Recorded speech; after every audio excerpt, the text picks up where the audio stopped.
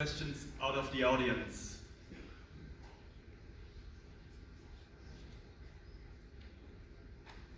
I think not. So then let's go directly to the hub. To Mr. Hamm, road projection can cause glare on rainy conditions. Is there a solution about it? Road projections can cause glare on rainy conditions. There is an SAE paper which is 3 years old, which we covered the glare of possible glare of road projections. If you look to the road projections that we have today, we touch about 100, 150 lumens, which is going on the road where you have a low beam with 2 times 1000 lumen. So how can this extra 150 lumen cause incredible glare when the 2000 lumens do not cause it? And this is the outcome of this SAE paper. There is no glare on roads, wet roads, by road projections. Thank you very much for this clear answer. So next, how can you certify that 6 seconds for an overtaking car would not disturb the driver? I can't certify. This is the calculation. But if you combine this, what I showed at the very beginning, that we have the IMARC studies of the Technical University in Darmstadt, that we had the IMARC studies of the Gottfried Leibniz University in Leibniz in Hanover, which both indicated that during the tests with 80 people which were passing and looking to projections, even in the Leibniz University blinking projections, nobody looked there. So the question is, why? Are they blind? What I said before, so this 6 seconds is a long time, but very obviously the people have other tasks. Totally clear, yes. I can only say the same for studies we did also on our side. Okay, next question. No more questions?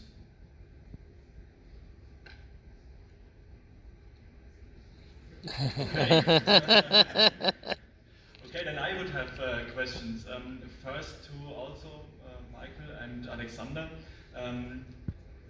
You have done the studies with static projections, so symbols only, or this text of welcome light. Have you also done studies on animated or dynamic projections? I think this is also a big topic and maybe has a different impact on road users or also pedestrians which are seeing these projections. Yeah, we have something in mind, and for sure we evaluated specific animations. What is also, like, if you're going to like specific distractions and stuff like that, animation does not affect it that much, because if you think about the typical dynamic visual acuity, it is actually lower than our visual acuity, the static one. So I think it is not important or not that critical to see if we have something dynamically. Yeah. Mm-hmm. Okay. Anyhow, I think it would be very interesting, especially what we have seen at Michael's presentation, what we can do with the animated welcome light. The color was in there, but not the animation in your investigation, so I think it would be a very interesting topic, what the dynamic projections have to do. There's also a constraint coming from a Japanese delegation that they fear that dynamic guiding lines might touch the road marking and maybe disturb other road drivers. Maybe also in this case of dynamic projections, Michael, have you done further investigations on that, or how can we tackle these constraints? These concerns. These concerns, I think, okay, the answer is we make a new investigation, we look to it, and we find out there is no distraction. So that's the only way you can cover, because it's an impression. I am feeling unsafe because I don't know everything. So this is now expressed in the time of concern because it's new, and I understand that these delegations, they have a big burden of responsibility to do nothing that is contra or against safety. So it's our task continuously to do that and to show, hey guys, we are not making any harm. We are only doing beautiful things, and we can prove. Okay. I think we have one question more, but one comment to the videos you've shown. So I found it quite impressive to see the projections in reality away from all these Photoshop topics, because there you can really realize that there's a safety benefit. You can, you're directly convinced, and you do not play some environmental topics in your head and to imagine something. So maybe this could be a message for all of us to communicate to our marketing and communication departments that they should not show so many Photoshop topics, but more real lighting topics, and to convince our customer in this way, and not showing just nice pictures. So then I think we are mainly out of time. Maybe we can use, you can scroll up to this topic. There was one question before, can you go up? So it was shown that distraction for other road users are quite unlikely, so the remaining distraction potential should be for the driver. Should this potential distraction not to be compared with other in-vehicle distractions?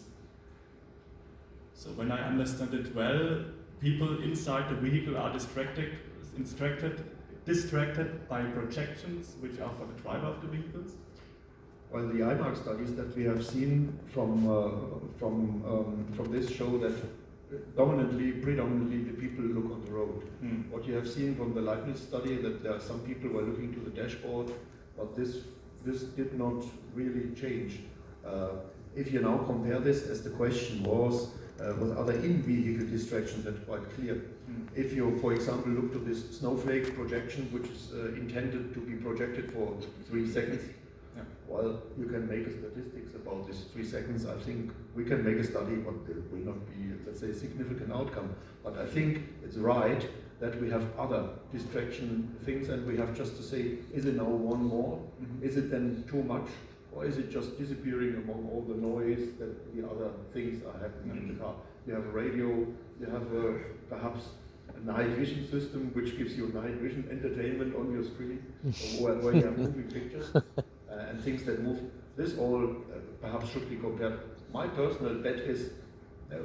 Yes, totally agree, because we are projecting these symbols or this information exactly in that case in front of the car, that the driver has not to take a view inside his cockpit and then again outside the cockpit. So there's a benefit behind. Then I have also seen at some, let me say, Photoshop topics that former times Osram, or now Plastic Omnium Lighting, has shown these near-field projections for two-wheelers, and there's a question for two-wheelers. Could projection be useful for signaling tricks blind zones to two-wheelers? Truck blind zone, yes, definitely. So it's now with digital mirrors that you have basically anywhere you are already equipped with the electronics there. So therefore, to use actually those installation spaces and project their spots actually, or their angles, absolutely, it's important. Yes. Okay. Then maybe last 2 questions. How do you see the future for dynamic projections in the interior? Something for you. Interior. Very bright. Yes. So less regulated, more opportunities. No, but in fact, actually, as said, so the distraction potential needs to be investigated. I fully agree on that. Coming actually a bit back to the question from before, we have also head-up displays, basically doing a bit of the job of projection in front of the vehicle, but the projection in front of the vehicle is beneficial because you do not need to refocus your eyes. So in the end, you look exactly on the road where you're driving. So that's. But as said, for interior, there are certain field of views actually where you should not be distracted, and there are field of views where more is allowed. But in fact, actually, with less focus on the street, with automated driving on next levels, actually, for sure, projection in the interior will come and will actually extend this. Okay, thank you very much. Then the last question, then we go into the coffee break, but a very interesting question, and I think this brings together the 2 sessions we had, the camera topics you have seen in the session before, and all the projection topics we have now in the session. So could light projection disturb other ADAS systems? How can we avoid that? And are there technical solutions? Well, the answer is yes, they can. What we have to avoid is a closed loop, that the projector is projecting a road marking on the road and the camera is believing that this is the road marking, so we have a closed loop on the wrong side. So this is something that for sure we have to avoid. So one of the things, this is also what we have done in Audi, that what we are projecting on the road does not look like a projection that the other systems would interpret as a road marking or anything like this. I think this is very important, that we have to keep those two worlds completely separated.